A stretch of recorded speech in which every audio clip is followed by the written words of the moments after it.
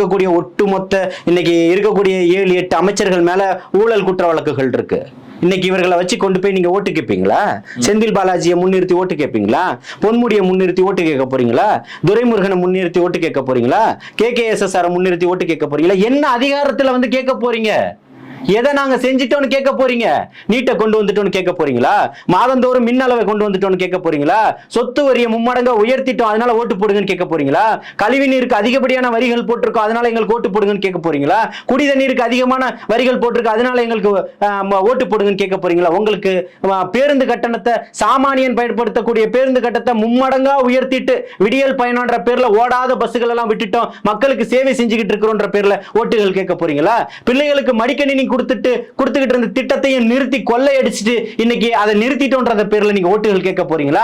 போகக்கூடிய பிள்ளைகளுக்கு படிப்புகளுக்கு பாதுகாப்பு இல்லாத அங்கங்க பாலியல் வன்புணருக்கு ஆளாகி செத்து மடிஞ்சுக்கிட்டு இருக்கிறாங்களே அதுக்கு கேட்க போறீங்களா? இங்க தேனும் பாலும் ஆறா ஓடுன்னு சொல்லி நீங்க இன்னைக்கு மதுவையும் கஞ்சாவையும் அயல்நாட்டு போதைப் பொருட்களையும் இன்னைக்கு ரொம்ப சர்வசாதாரணமாக்கி பல கொள்ளைகளை ஈடுபட்டுக்கிட்டு இருக்கிறீங்களே அதை சொல்லி ஓட்டு கேட்க போறீங்களா?